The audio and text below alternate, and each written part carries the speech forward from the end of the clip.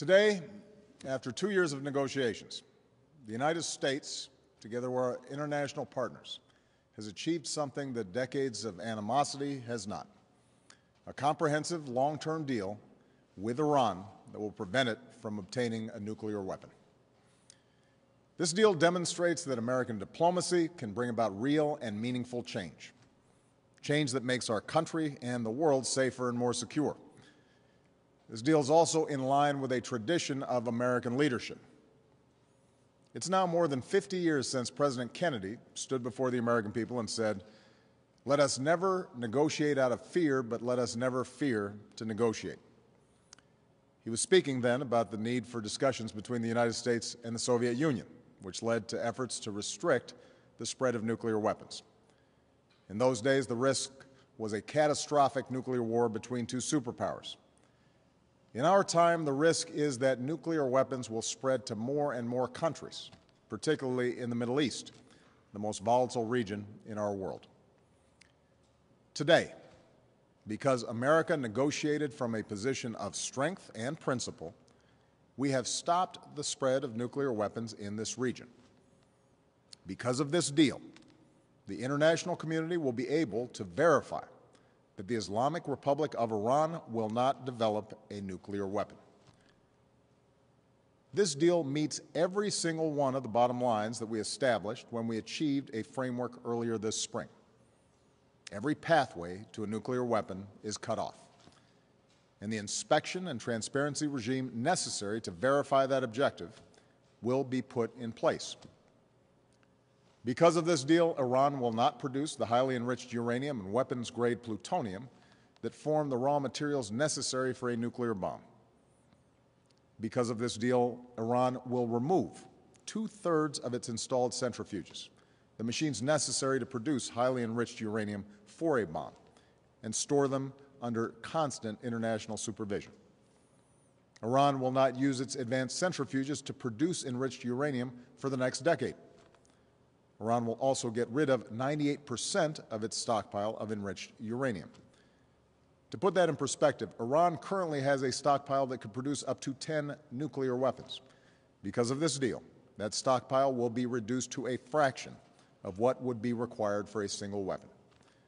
This stockpile limitation will last for 15 years. Because of this deal, Iran will modify the core of its reactor in Iraq so that it will not produce weapons-grade plutonium, and it has agreed to ship the spent fuel from the reactor out of the country for the lifetime of the reactor. For at least the next 15 years, Iran will not build any new heavy water reactors.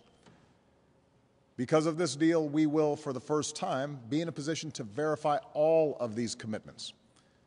That means this deal is not built on trust. It is built on verification.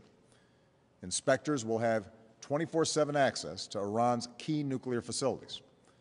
Iran will have access to Iran's entire nuclear supply chain, its uranium mines and mills, its conversion facility, and its centrifuge manufacturing and storage facilities. This ensures that Iran will not be able to divert materials from known facilities to covert ones. Some of these transparency measures will be in place for 25 years. Because of this deal, inspectors will also be able to access any suspicious location. Put simply, the organization responsible for the inspections, the IAEA, will have access where necessary, when necessary. That arrangement is permanent. And the IAEA has also reached an agreement with Iran to get access that it needs to complete its investigation into the possible military dimensions of Iran's past nuclear research. Finally, Iran is permanently prohibited from pursuing a nuclear weapon under the Nuclear Non-Proliferation Treaty, which provided the basis for the international community's efforts to apply pressure on Iran. As Iran takes steps to implement this deal, it will receive relief from the sanctions that we put in place because of Iran's nuclear program, both America's own sanctions and sanctions imposed by the United Nations Security Council. This relief will be phased in. Iran must complete key nuclear steps before it begins to receive new sanctions relief. And over the course of the next decade, Iran must abide by the deal before additional sanctions are lifted, including 5 years for restrictions related to arms and 8 years for restrictions related to ballistic missiles. All of this will be memorialized and endorsed in a new United Nations Security Council resolution. And if Iran violates the deal, all these sanctions will snap back into place. So there's a very clear incentive for Iran to follow through, and there are very real consequences for a violation. That's the deal. It has the full backing of the international community. Congress will now have an opportunity to review the details, and my administration stands ready to provide extensive briefings on how this will move forward. As the American people and Congress review the deal, it will be important to consider the alternative. Consider what happens in a world without this deal. Without this deal, there is no scenario where the world joins us in sanctioning Iran until it completely dismantles its nuclear program. Nothing we know about the Iranian government suggests that it would simply capitulate under that kind of pressure, and the world would not support an effort to permanently sanction Iran into submission. We put sanctions in place to get a diplomatic resolution, and that is what we have done. Without this deal, there would be no agreed-upon limitations for the Iranian nuclear program. Iran could produce, operate, and test more and more centrifuges. Iran could fuel a reactor capable of producing plutonium for a bomb, and we would not have any of the inspections that allow us to detect a covert nuclear weapons program. In other words, no deal means no lasting constraints on Iran's nuclear program. Such a scenario would make it more likely that other countries in the region would feel compelled to pursue their own nuclear programs, threatening a nuclear arms race in the most volatile region of the world. It would also present the United States with fewer and less effective options to prevent Iran from obtaining a nuclear weapon.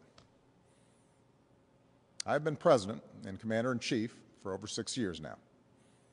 Time and again, I have faced decisions about whether or not to use military force. It's the gravest decision that any president has to make. Many times, in multiple countries, I have decided to use force. And I will never hesitate to do so when it is in our national security interest.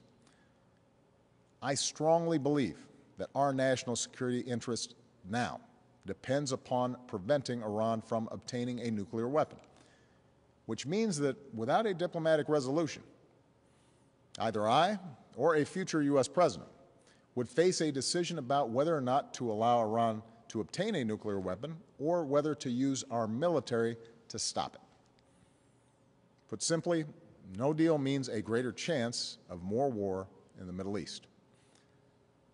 Moreover, we give nothing up by testing whether or not this problem can be solved peacefully. If, in a worst-case scenario, Iran violates the deal, the same options that are available to me today will be available to any U.S. president in the future. And I have no doubt that 10 or 15 years from now, the person who holds this office will be in a far stronger position, with Iran further away from a weapon, and with the inspections and transparency that allow us to monitor the Iranian program. For this reason, I believe it would be irresponsible to walk away from this deal. But on such a tough issue, it is important that the American people and their representatives in Congress get a full opportunity to review the deal. After all, the details matter. And we've had some of the finest nuclear scientists in the world working through those details. And we're dealing with a country, Iran, that has been a sworn adversary of the United States for over 35 years. So I welcome a robust debate in Congress on this issue, and I welcome scrutiny of the details of this agreement. But I will remind Congress that you don't make deals like this with your friends. We negotiated arms control agreements with the Soviet Union when that nation was committed to our destruction, and those agreements ultimately made us safer.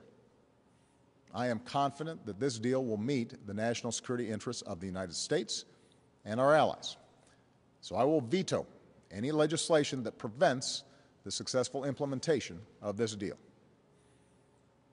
We do not have to accept an inevitable spiral into conflict, and we certainly shouldn't seek it. And precisely because the stakes are so high, this is not the time for politics or posturing. Tough talk from Washington does not solve problems. Hard-nosed diplomacy, leadership that has united the world's major powers, offers a more effective way to verify that Iran is not pursuing a nuclear weapon. Now, that doesn't mean that this deal will resolve all of our differences with Iran. We share the concerns expressed by many of our friends in the Middle East, including Israel and the Gulf states, about Iran's support for terrorism and its use of proxies to destabilize the region. But that is precisely why we are taking this step. Because an Iran armed with a nuclear weapon would be far more destabilizing and far more dangerous to our friends and to the world. Meanwhile, we will maintain our own sanctions related to Iran's support for terrorism, its ballistic missile program, and its human rights violations. We will continue our unprecedented efforts to strengthen Israel's security, efforts that go beyond what any American administration has done before.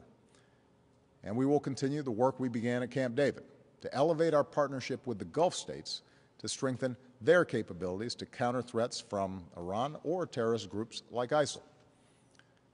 However, I believe that we must continue to test whether or not this region, which has known so much suffering, so much bloodshed, can move in a different direction. Time and again, I have made clear to the Iranian people that we will always be open to engagement on the basis of mutual interests and mutual respect. Our differences are real, and the difficult history between our nations cannot be ignored. But it is possible to change. The path of violence and rigid ideology, a foreign policy based on threats to attack your neighbors or eradicate Israel, that's a dead end. A different path, one of tolerance and peaceful resolution of conflict, leads to more integration into the global economy, more engagement with the international community, and the ability of the Iranian people to prosper and thrive. This deal offers an opportunity to move in a new direction. We should seize it. We have come a long way to reach this point. Decades of an Iranian nuclear program, many years of sanctions, and many months of intense negotiation. Today, I want to thank the members of Congress from both parties who helped us put in place the sanctions that have proven so effective, as well as the other countries who joined us in that effort. I want to thank our negotiating partners, the United Kingdom, France, Germany, Russia, China, as well as the European Union, for our unity in this effort, which showed that the world can do remarkable things when we share a vision of peacefully addressing conflicts. We showed what we can do when we do not split apart. And finally, I want to thank the American negotiating team. We had a team of experts working for several weeks straight on this, including our Secretary of Energy, Ernie Moniz. And I want to particularly thank John Kerry, our Secretary of State, who began his service to this country more than 4 decades ago when he put on our uniform and went off to war. He's now making this country safer through his commitment to strong, principled American diplomacy. History shows that America must lead not just with our might, but with our principles. It shows we are stronger not when we are alone, but when we bring the world together. Today's announcement marks one more chapter in this pursuit of a safer and more helpful, more hopeful world. Thank you.